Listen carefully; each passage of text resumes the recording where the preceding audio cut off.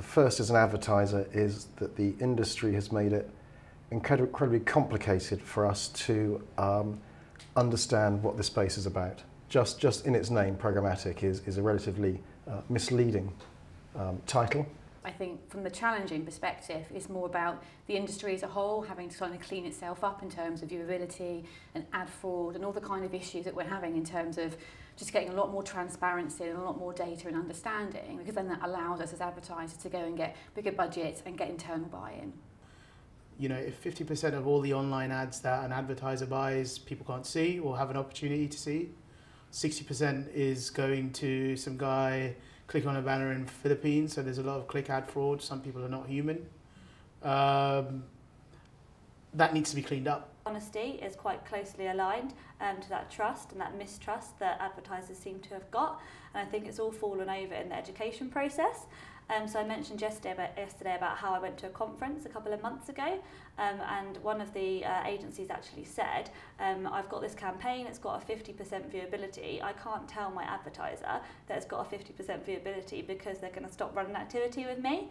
And then from my perspective, I think that if initially the client was educated properly about the industry-wide issues around viewability, that when they heard those kind of results, they wouldn't necessarily be as shocked. So I think that's one of the problems, I think, coming from agencies, is they're not necessarily educating their clients about the whole industry. They're kind of focusing on the pros of using their products. Every day there is a problem that pops up as a headline on the marketing press.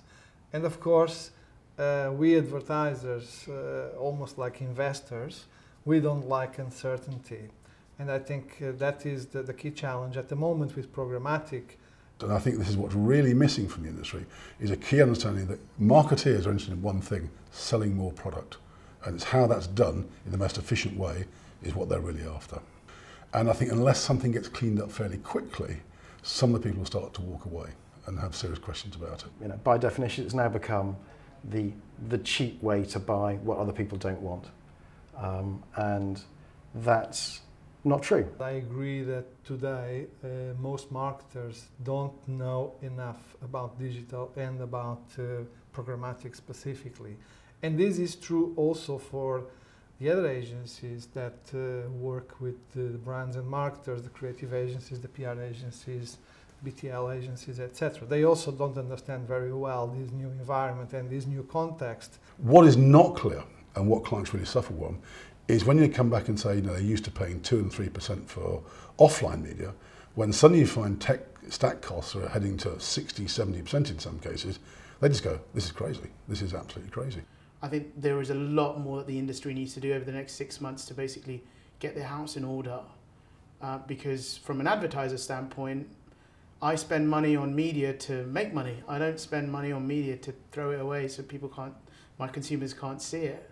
I think the industry is starting to finally address the issues around transparency, etc. I think it's been quite a long time coming. I think it's taken a lot of advertisers to keep harping on about the same issues, and making it a closed environment has actually held the industry back, I think. I think they're finally starting to realise that if you make it more transparent and share that information with advertisers, then it just opens up the entire industry. The more you try and have a closed box, the more people wonder what you're trying to hide.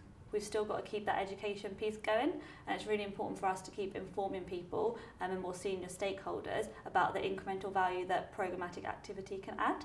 It's up to us as you know, the marketing departments of advertisers working with agencies to sell in the fact that this channel has a value, that it's not necessarily the cheapest channel, and that there's an opportunity to buy what we need at a price that's accountable.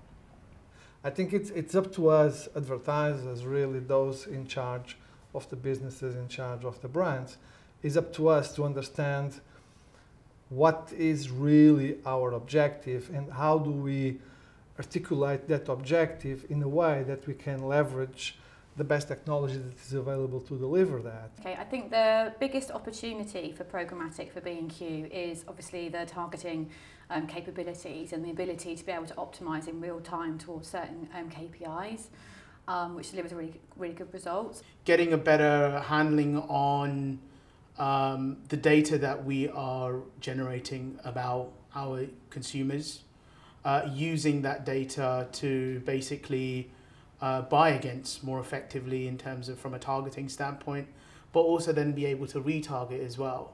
I think a lot of brands are still not sure about how valuable their own first-party data is. So programmatic and TV is, I think, a natural extension of where programmatic is going, and it certainly makes sense from a targeting perspective from TV. I think the challenge is going to be that those two teams sit completely separately. So TV buying and digital buying don't tend to sit together at all. We've started working with some different partners and making them come together and having that conversation about, well, this is our objective, how do we use these different channels and different media buys to get what we want to deliver as a client. So it's a tricky conversation. It's one that probably doesn't sit naturally between different agencies, but we're having quite some success with it at the moment, and I think that's the way the industry needs to go.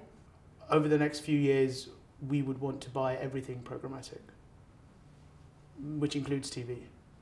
I think that TV has existed on its own for long enough. I think the opportunity and the challenge is all about cross-device. So it's about understanding if you talk to somebody on a mobile, what's that impact if they then go and purchase something on a desktop, and it's being able to tie all those things together. So obviously cookies is a big issue in terms of you can't track most of that on mobile. And a lot of the companies are now starting to open up, so Facebook Atlas, for an example, in terms of having the kind of unique ID. I think that's going to be a really big unlock. The normal rules of doing business, they want to increase transparency, they want to increase their ability to show to advertisers that they are delivering the business outcomes at the fair cost, at the fair price, with the right profit margins that advertisers are keen to pay. That I think it's important that not everyone thinks that a one-size-fits-all model is going to work. So I think it's important to understand what your objectives are, and potentially you could use a data management platform in-house, but then get your agency to actually run those campaigns for you. I think another piece of advice I'd give to other advertisers is terms of over-promising.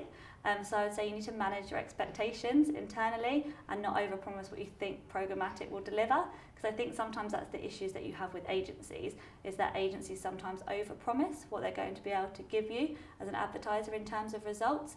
So I think it's really important to manage those performance numbers when you're thinking about looking to test programmatic.